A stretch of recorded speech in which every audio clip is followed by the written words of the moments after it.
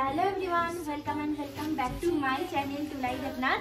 আজকে হচ্ছে আমাদের সেকেন্ড ডে মানালিতে, আর এখানে 6 ডিগ্রি সেলসিয়াস এখানকার টেম্পারেচার। 6 ডিগ্রিতে আছি। এত ঠান্ডা তো কখনো কলকাতাতে পড়ে না। তো এখন আমরা যাচ্ছি, কোথায় যাচ্ছি? শিশু। এখন আমরা যাচ্ছি শিশু, যেখানে বরফ পড়বে। তার জন্য আমরা জ্যাকেট নিয়ে নিয়েছি, ভিতরে ওয়ার্মার পরে নিয়েছি।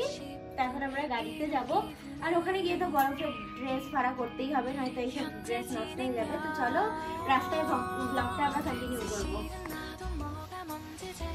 তা আমরা বেরিয়ে পড়লাম সকাল 8:30 নাগাদ।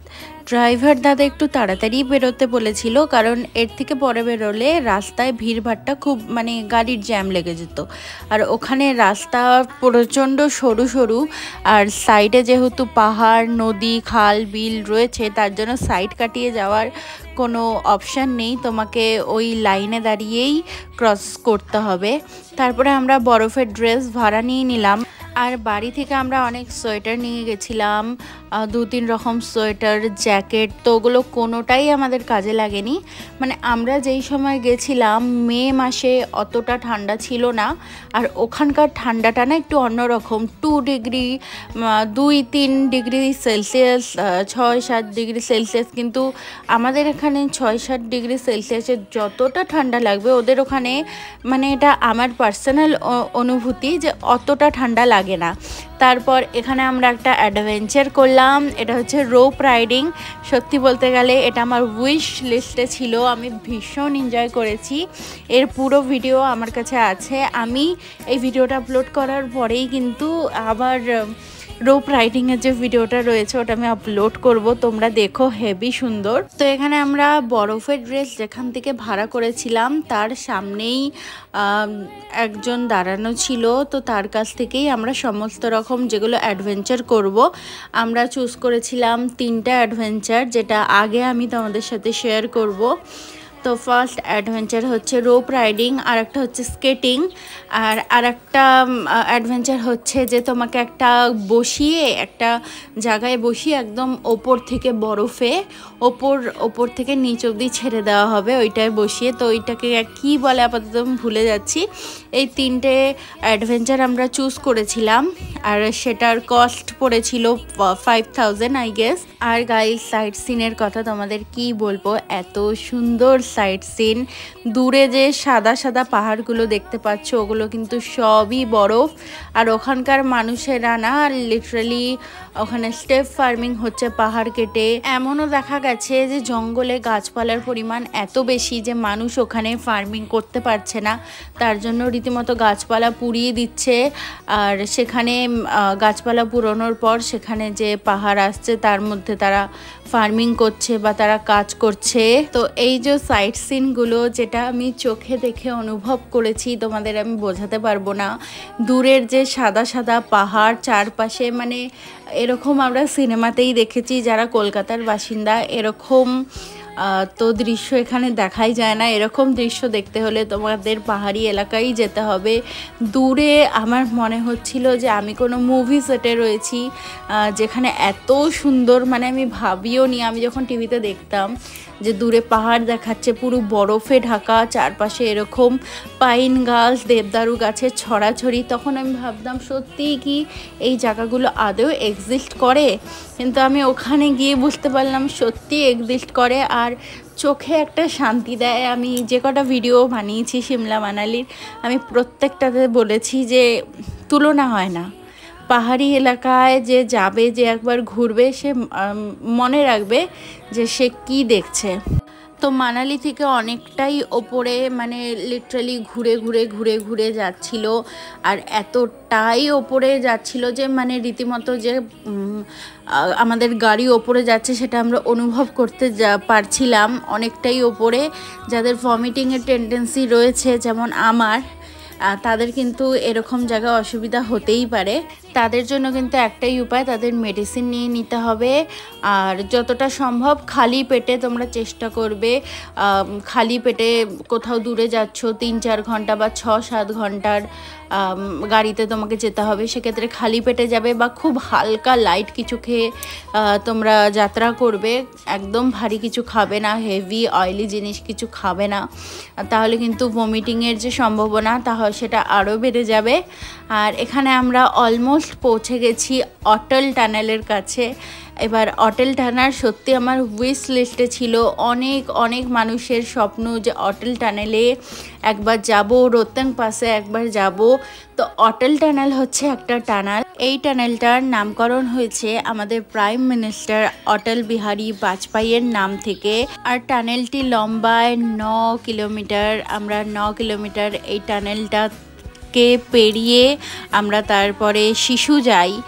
আর এই টানেলটার মানে মাঝখানে অক্সিজেনের জন্য বড় বড় পাখা লাগানো হয়েছে।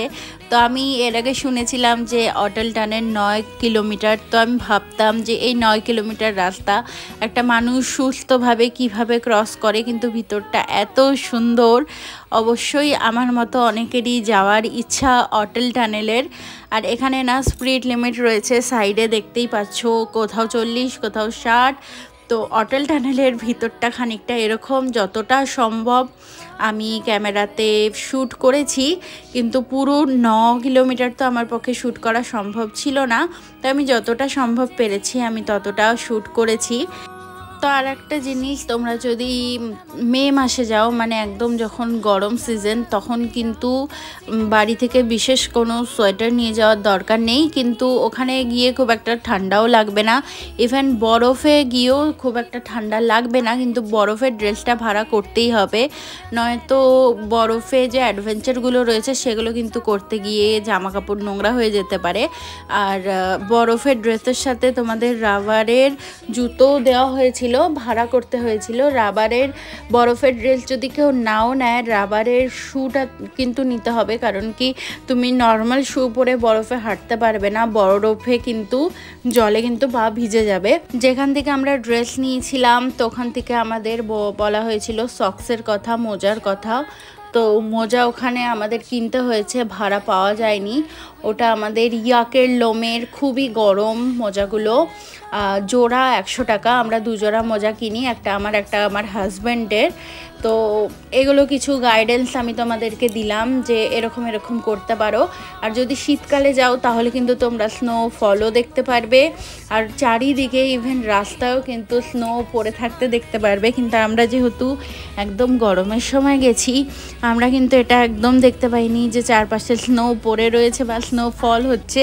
কিছু কিছু সিলেক্টিভ জায়গায় খুব উঁচুর দিকেই স্নোটা ছিল। আমরা মে মাসে না গিয়ে যদি মার্চে যেতাম তাহলেও হয়তো বরফটা দেখতে পেতাম, কিন্তু আমরা যেই আশা নিয়ে গেছি সেই হারে বরফ দেখতে পাইনি।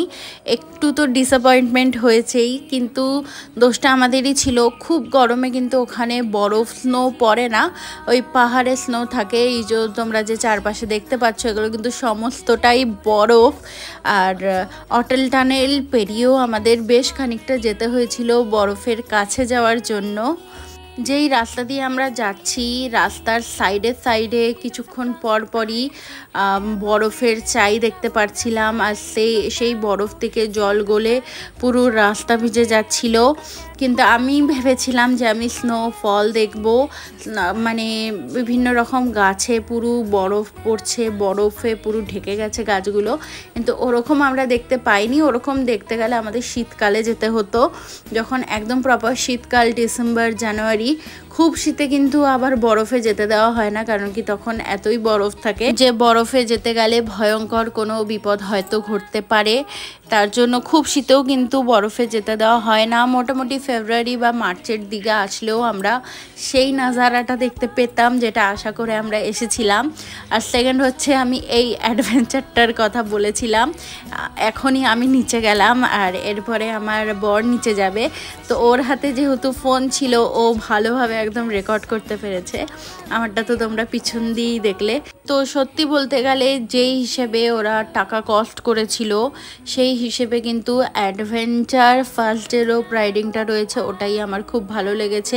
দেন এই যে অ্যাডভেঞ্চারটা রয়েছে সেটার খুব বলবো না যে আমি খুব করে স্যাটিসফাইং, কারণ কি বরফের যে উচ্চতা ছিল একদম উঁচু থেকে যে স্লিপ হয়ে নামছি ওটা বরফের উচ্চতা খুব একটা ছিল না। তো ওখানে আমরা গিয়ে যেহেতু সকাল থেকে না খাওয়া ছিলাম, দুজনে দুটো টি অর্ডার করেছিলাম।